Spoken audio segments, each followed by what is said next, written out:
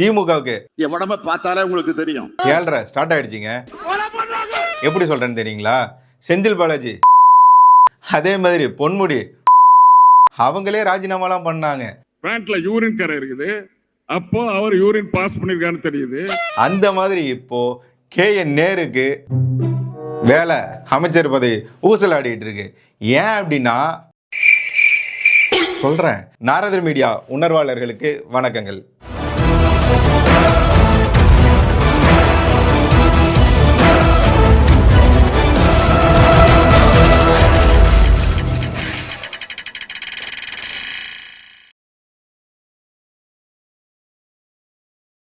திமுகவோட ஆணி வேர்னே சொல்லலாம் KN நேரு அவர்களை. அவருக்கு ஐயோ இவருக்கு அப்படி நடக்கணும் அப்படின்ற மாதிரி நடந்து போச்சு. ஏன் அப்படின்னா கடவுள் இருக்கா அப்படின்றத நிரூபிக்கிற மாதிரி திமுகவுக்கு ஒவ்வொரு சம்பவம் நடந்துகிட்டு இருக்குங்க. வரக்கூடிய தேர்தலில் திமுக ஆட்டோமேட்டிக்காகவே நம்ம காலி பண்ணிடுவோம். இந்த வரல காலி பண்ணிடுவோம். புரியுதுல்ல? ஒரு விரல் புரட்சியே. ஆனால் அதற்கு முன்பாகவே கடவுள் நின்று கொள்வான் அப்படின்னு சொல்லுவாங்கள்ல, அவங்க நம்பினாலும் நம்பலைனாலும் நடந்துட்டு இருக்கு. நான் ஆரம்பத்திலேயே சொன்ன மாதிரி பொன்முடிக்கு எப்படி பதவி போச்சோ, செந்தில் பாலாஜி அவருக்கு எப்படி பதவி போச்சோ, அந்த மாதிரி KN நேரு அவர்களோட பதவியும் போகுது. கைதாகிறதுக்கு கூட வாய்ப்பு இருக்குன்னு அரசலாக கேள்விப்பட்டு இருக்கோம்.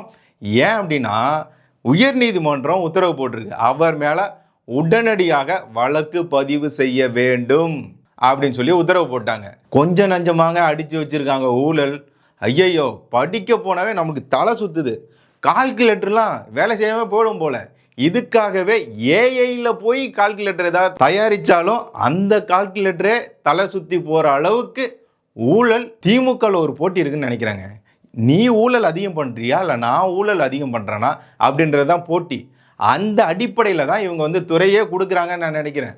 அந்த மாதிரி வேலை கொடுக்கறதுக்காக, அதாவது நகராட்சி குடிநீர் வழங்கல் துறையில் அந்த ஒப்பந்தம் டெண்டர் கொடுக்கறதுல எவ்வளோ ஊழல் பண்ணியிருக்காரு தெரியுங்களா? முறைகேடு 1020 கோடி, 1020 ரூபா அப்படின்றதே நமக்கு பெருசாக தோணும். நமக்கு 5000 ரூபா கொடுத்தாலே ஓட்டு போட்டுலாம் தோணுது தானே? அப்பேற்பட்ட நாம 1020 கோடின்னு சொல்லும்போது லைட்டாக கிருப்பாக தான் இருக்குது. அந்த மாதிரி இது மட்டும் இல்லை, ஈடியே கொடுத்துருந்தாங்க 888 கோடி ரூபாய் இவர் மேலே ஊழல் புகார ஆதாரத்தோட ஈடி கொடுத்துருந்தது. அந்த மாதிரி ஒரு ஃபேன்சி நம்பர். அதில் கூட திமுக 888 கோடின்னு ஃபேன்சியாக ஊழல் பண்ண இந்த கட்சி, இந்த KN நேரு அவர்கள் இப்போ அது மட்டும் இல்லாமல் கக்கூஸில் ஊழல் பண்ணி வச்சுருக்கிறாங்க. கக்கூஸில் 365 கோடி ஊழல். கக்கூஸை கூட விட்டு வைக்காத அரசாங்கம் அப்படின்னா அது திமுக அரசாங்கம்.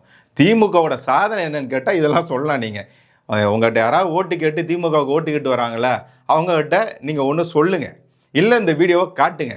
எப்போ உங்கள் கட்சிக்காரங்க எதில் தான் ஊழல் பண்ணல அப்படின்னு சொல்லி கேளுங்களேன். இப்போது அவங்க மேலே அண்ணாமலை அவர்களோ பாஜகவினரோ யாராக இருக்கட்டும், நானே வச்சுக்கோங்களேன், திமுக மேலே அவர் இப்போ KN நேரு இருக்கார், பொன்முடி இருக்கார், செந்தில் பாலாஜி இருக்கார், ஸ்டாலின், உதயநிதி, யாரை வேணாலும் வச்சுக்கோங்களேன். அவரை கை காட்டி இவர் 1000 கோடி ரூபா நான் ஊழல் பண்ணியிருக்காரு, அவர் பண்ணியிருக்காரு நான் சொல்கிறேன் அப்படின்னு வச்சுக்கோங்களேன். நீங்கள் நம்புவீங்களா? நம்ப மாட்டீங்களா? நம்ப மாட்டீங்க. ஏன் அப்படின்னா 1000 கோடியாக ஊழல் அடிச்சிருப்பான், அதெல்லாம் எங்கேயோ போய்ட்டு 1000 சொல்கிற அப்படின்ற மாதிரி உங்களுக்கு தோணும்ல. அந்த மாதிரி தான் இவங்களே சொல்கிறாங்க, நாங்கள் ஊழல் பண்ணோன்னு சொல்கிறீங்களா, ஒரு ஆதாரத்தை கொடு அப்படின்றாங்க. ஈடி பக்கமாக கட்டுக்கட்டாக மூட்டையாக ஆதாரத்தை எடுத்திருக்கு. பல பென்ட்ரைவ் எடுத்ததாக சொல்கிறாங்க, வாட்ஸ்அப் ஆடியோ எடுத்ததாக சொல்கிறாங்கன்றது மட்டும் இல்லை, வீடியோக்கள்லேருந்து எல்லாமே கையில் வச்சுருக்கிறாங்க. நீதிபதிகள்கிட்டையும் அதை சமர்ப்பித்ததாக வேற சொல்லப்படுது. ஆக மொத்தம் KN நேரு அவர்கள் நல்லா வசமாக சிக்கியிருக்கிறாரு. நீதிமன்றம் அந்த உத்தரவு போட்ட உடனே ஸ்டாலின் அவர்கள் ஓகே, என் ஆட்சியில் அமைச்சராக இருந்தாலும் சரிதான், இரும்பு கரம் கொண்டு அடக்குவேன் அப்படின்னு சொன்னார்ல, அந்த வகையில் இவர் மேலே வழக்கு போட்டு விசாரணை தொடங்கலாம் அப்படின்னு சொல்லி அனுமதி கொடுத்துருக்கிறாரு. கேட்கவே சிரிப்பாக இருக்குல்ல? எனக்கு அப்படி தான் இருந்தது. ஏன் அப்படின்னா இவர் மட்டும் இப்போ விசாரிக்கக்கூடாது அப்படின்னு சொல்லி சொன்னாங்கன்னா, சுப்ரீம் கோர்ட்டு போயாச்சு அப்படின்னா இங்கே இருக்கிற லஞ்ச ஒழிப்பு துறைக்கெலாம் வேலை இல்லாமல் போயிடும். நேரடியாக CBI கண்ட்ரோலுக்கு போயிடுமா. அப்போ அவங்க தான் இங்கே விசாரிக்கணுமா. விசாரித்தா இப்போ ஈடி அந்த கொடுத்த அந்த ஆவணங்களில் என்ன சொல்கிறாங்க அப்படின்னா, நேரு அவர்கள் மட்டும் இல்லை, அவர் அடித்த காசை வச்சு கட்சிக்கு கொடுத்துருக்கிறாரு. கட்சியில் பயனடைஞ்சதா நேரடியாக யாருக்கு இருக்குது அப்படின்னு பார்த்தா ஸ்டாலின் அவர்களுக்கும் இதில் தொடர்பு இருக்கிறதா அவங்க சொல்கிறாங்க. அது மட்டும் இல்லாமல் உதயநிதி அவர்களுக்கும் இதில் தொடர்பு இருக்குது அப்படின்னு சொல்லி அவங்க அதில் குறிப்பிட்டிருக்கிறாங்க. ஈடி கொடுத்த ஆவணத்தில் இதெல்லாம் இருக்குது. இவங்க லஞ்ச ஒழிப்புத்துறைக்கு அனுமதி கொடுக்கல அப்படின்னா நேரடியாக சிபிஐ இங்கே வந்துருன்ற பயத்தினால அவங்க இப்போது நேரு அவர்கள் மேலே விசாரணையை தொடங்கலாம் அப்படின்னு சொல்லி ஸ்டாலின் அவர்கள் அனுமதி கொடுத்துருக்கிறார். அப்புறம் இன்னொரு ஷாக்கிங்கான ஒரு நியூஸ் சொல்லட்டுமா உங்களுக்கு? ஒரு வருஷத்துக்கு ஒரு துறைக்கு 2600 கோடிக்கு மேலே அப்பப்பப்பப்பா அவ்வளோ அடிச்சிருக்காங்கங்க ஊழல். கேட்குற உங்களுக்கு எப்படி இருக்கோ என்னமோ, எனக்கெல்லாம் ஒரு மாதிரி இருக்குது. ஒரு ப்ரெஷர் மாத்திரைக்கு பதில் ஒரு 10-15 வாங்கணும் போல், அந்த அளவுக்கு தலை சுத்த வைக்கிது இவங்க பண்ண ஊழல். பணியிட மாறுதலுக்கு 365 கோடி. இந்த கீழே இந்த லட்சத்திலலாம் நாங்கள் அடிக்கிறது இல்லைங்க. அதே மாதிரி 1-2 கோடி 10 கோடிலாம் நாங்கள் அதெல்லாம் பார்க்குறது கூட இல்லை. என்னது 2300 கோடியா? நம்ம ஆள் சொல்கிறாரு, தம்பி 2300 கோடி நீங்கள் 2600 சொல்லிட்டீங்க அப்படின்னு. அதெல்லாம் இந்நேரம் அதுக்கு மேலேயே கூடி போயிருக்குங்க. நான் ஏதோ குறைச்சி சொல்லியிருக்கேன்னு இது பண்ணிக்கோங்க. என்ன அப்படின்னா, இவங்க இந்த வேலைக்கு ஆள் எடுக்கிறதா 2658 பேருக்கு எடுத்திருக்காங்கன்னு வச்சுக்கோங்களேன். அதில் குறைஞ்சது 150 பேர்னு வச்சுக்கிட்டாலுமே ஒரு ஆளுக்கு 25 லட்சத்திலிருந்து 35 லட்சம் வரைக்கும் வாங்கியிருக்கிறாங்க. இது குடும்பத்தை வச்சே வாங்கியிருக்கிறாங்களாம். இதில் ஏதோ 10 ரூபா நோட்டெல்லாம் பயன்படுத்தி ஹவாலா மணியெல்லாம் மாற்றி என்னென்னமோ பண்ணிடுறான். படத்தை மிஞ்சின ஒரு கதை. இப்போ உள்ள சூழ்நிலைக்கு ஒரு படம் சும்மா சூப்பர் டூப்பர் ஹிட் அடிக்கணும் அப்படின்னா நேரு அவர்கள் பண்ண இந்த ஊழலை பற்றி ஒரு படம் எடுங்கயா, சரியான ஹிட் அடிக்கும். அதே மாதிரி திமுக காரங்க இப்போ கருணாநிதி அவர்கள் எழுதியிருப்பார், வான்கோழி மரத்துக்கு அடியில் ஏதோ வேறு இதெல்லாம் எழுதியிருப்பாரு. அந்த மாதிரி நூல்கள்லாம் இப்போ இருக்கிற தலைவர்கள்லாம் யாருமே எழுத தேவையில்ல. இப்போ இருக்கக்கூடிய அமைச்சர்கள்லாம் ஒரு புக் எழுதுனா சூப்பராக இருக்கும். அப்படின்னா சிக்காமல் ஊழல் செய்வது எப்படி அப்படின்ற ஒரு புக் எழுதுங்க. அதுவும் சும்மா சேல்ஸில் பிச்சுக்கிட்டு போவோம். யார் வாங்க போகிறாங்கன்னா திமுக காரங்க தான் வாங்குவாங்க. அந்த மாதிரி ஊழலை அவ்வளோ செஞ்சு வச்சுருக்கிற இந்த திமுகவுக்கு இப்போது நாள் நெருங்கி விட்டது. எல்லாரும் சிக்கிட்டாங்க. இப்போ அங்கங்கே இடி ரைடை விட ஆரம்பிச்சிட்டாங்க. சிபிஐ விசாரணை எங்கெங்கேயோ போயிட்டுருக்கு. அதனால் ஸ்டாலின் அவர்கள் என்ன சொல்கிறாருன்னா, பாஜக தமிழகத்தின் வளர்ச்சியை பார்த்து வைத்தறிச்சலில் இதெல்லாம் இந்த சிபிஐ இடியை வச்சு முடக்க பார்க்கிறது அப்படின்றாரு. அப்படி எதில் தமிழ்நாடு வளர்ச்சி பெற்றதா இவர் நினைக்கிறாருன்னு தெரில. கடன் வாங்குறது இல்லையா?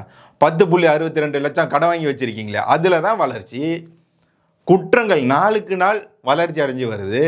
போதைப்பொருள் கலாச்சாரம் நாளுக்கு நாள் வளர்ச்சி அடைஞ்சு வருது. உங்கள் குடும்பம் அது வளர்ச்சி அடைஞ்சு வருது. இப்போது உங்கள் பேரங்க இந்த வயசு எனக்கெல்லாம் கழுதைக்கு வயசு ஆகிற மாதிரி ஆகிப்போச்சு. 30 வயசுக்கு மேலே ஆகிடுச்சு. நான் இன்ன வரைக்கும் 10 லட்சத்தை 1 லட்சத்தையே ஒரு சேர பார்த்ததில்ல. ஆனால் உங்கள் பேரன் கமல், ரஜினி என 2 துருவங்கள் பெரும் நடிகர்களை வச்சு பெரிய பட்ஜெட்டில் படத்தை ரிலீஸ் பண்ணுறாரு, படம் எடுக்கிறாரு. அது எப்படின்னு எனக்கு தெரியலைங்க. எனக்கு இன்னொரு கேமரா வாங்க காசு இல்லை. ஆனால் உங்கள் பேரனால் இவ்வளோ பெரிய பட்ஜெட்டில் படம் எடுக்க முடியுது. என்னை விட வயசு ரொம்ப கம்மியானவர் தான். அது எப்படின்றதும் எனக்கு புரியல. அது மாதிரி பாஜக கைப்பாவையில் தான் இடி இருக்குது, சிபிஐ இருக்குது அப்படின்னா, மோடி அவர்கள் சொன்னார்ல, நான் 3வது முறை ஆட்சிக்கு வந்தால் திமுகன்ற கட்சியே இருக்காதுன்னு சொன்னார்ல, அது செஞ்சுருப்பார். நேரம் உங்கள் கட்சி எல்லாம் போயிருக்கோம். ஊழல் யாராவது செய்யலைன்னு யாராவது சொல்ல முடியுமா? நீங்கள் சொன்னால் மக்கள் நம்புவாங்களா? ஊழலுக்கு எங்களுக்கு சம்மந்தம் இல்லை, எங்கள் கட்சி ஊழல் கட்சியே இல்லைன்னு ஒரு வார்த்தை சொல்லுங்கள். யாராவது நம்புவாங்களா? உங்கள் கட்சியில் இருக்கிறவங்க, உங்கள் குடும்பத்தில் இருக்கிறவங்களே நம்ப மாட்டாங்க, சிரிப்பாங்க. உங்கள் மனசாட்சியே உங்களை பார்த்து சிரிக்கும் இதை சொன்னால். ஆனால் இந்த ஊழல் செய்கிறது எல்லாத்தையும் செஞ்சு கடனை வாங்கி வச்சுட்டு தமிழ்நாட்டை கடங்கார மாநிலமாக மாற்றிட்டு மீண்டும் நாங்கள் ஆட்சிக்கு வரோன்றீங்களே, எங்களெல்லாம் பார்த்தா என்ன ஏமாளி மாதிரி தெரியுதா, முட்டாள் மாதிரி தெரியுதா? எவ்வளவு தாங்க நாங்கள் ஏமாறுவோம்? சரி, ஸ்டாலின் அவர்கள் இன்ன வரைக்கும் முதல்வராக இருந்தது இல்லையே, ஒரு முறை அவர் கொடுத்து பார்க்கலாமேன்னு மக்கள் ஆசைப்பட்டாங்க. ஆசைப்பட்டதுக்கு எப்படிலாம் அவங்கள வச்சு செய்யணுமோ அதை விட ரொம்ப மோசமாகவே வச்சு செஞ்சிட்டீங்க. இந்துக்களுக்கு ஒரு நம்பிக்கை உண்டுங்க, சொர்க்கம் தப்பு செஞ்சவங்களாம் போய் நரகத்தில் வாழ்வான், அங்கே போயிடுவானுங்க, கஷ்டப்படுவான், எண்ணெய் செட்டில் போட்டு வதக்கி எடுப்பானுங்க. அதே நல்லது செஞ்சவன் புண்ணியம் செஞ்சவன்லாம் சொர்க்கத்தில் போவாங்க அப்படிம்பாங்க. ஆனால் தமிழக மக்கள் நாங்கள் எல்லாருமே என்ன பாவத்தை செஞ்சு தொலைச்சோமோ தெரியல. உங்கள் ஆட்சி காலத்தில் நரகத்தில் இருக்கிறத விட மோசமாக, எண்ணெய் சட்டிலாம் இல்லை, இந்த கம்பியை வச்சு குத்துறது எதுவுமே இல்லை, அதை விட ரொம்ப மோசமான ஒரு சூழ்நிலையில் வாழ்வா சாவா, என்னைக்கு எது நடக்கும் ஒன்றுமே புரியாமல் சம்பாதிச்ச காசையும் பாக்கெட்டில் வைக்க முடியல, மின்சார கட்டணம், சொத்து வரி உயர்வு, எல்லாத்தையும் ரேட்டை ஏற்றி அதையும் பிடிக்கிட்டு போயிடுறீங்க ஒரு பக்கம். இன்னொரு பக்கம் எவன் எப்போ வந்து கழுத்து அறுப்பான், எப்போ என்ன நடக்குன்ற ஒரு பயத்திலேயே வாழ்ந்துட்டு இருக்கிறதா இருக்குது. பெண்கள் சுதந்திரமாக வெளியவும் போக முடியல. இந்த அளவுக்கு நீங்கள் ஆட்சியை நடத்திட்டு இருக்கீங்க.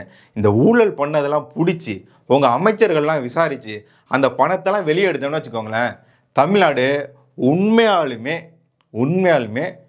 நம்பர் 1 மாநிலமாக மாறிடும்.